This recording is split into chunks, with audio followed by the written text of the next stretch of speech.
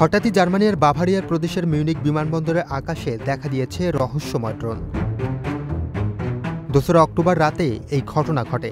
Drone দেখা দেওয়ার পরপরই বিমানবন্দরের এয়ার ট্রাফিক কন্ট্রোল কার্যক্রম স্থগিত করে। এতে বাতিল হয় ১৭টি ফ্লাইট। ভোগান্তিতে পড়েন প্রায় ৩,০০০ যাত্রী। একই সঙ্গে অভ্যন্তরীণ ও আন্তর্জাতিক আরও অন্তত ১৫টি ফ্লাইট অন্য গন্তব্যে ঘুরিয়ে দেওয়া হয়। এরপর থেকে মিউনিক শহরের আকাশসীমা এড়িয়ে উড়েছে বিভিন্ন উড়োজাহাজ।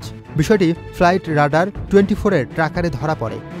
ঘটনার সময় চলছিল বিশ্বখ্যাত অক্টোবর ফেস্ট, যা প্রতি বছর লাখো মানুষকে আকর্ষণ করে। এবছর উৎসবটি শেষ হবে ৫ অক্টোবর। সম্প্রতি ডেনমার্ক ও নরওয়ে বিমানবন্দরে একই ধরনের রহস্যময় ড্রোন দেখা দিয়েছে। এখন পর্যন্ত কেউ এর দায় স্বীকার করেননি। তবে ইউরোপের কয়েকটি দেশ মনে করছে এর সঙ্গে রাশিয়ার যোগসূত্র থাকতে পারে।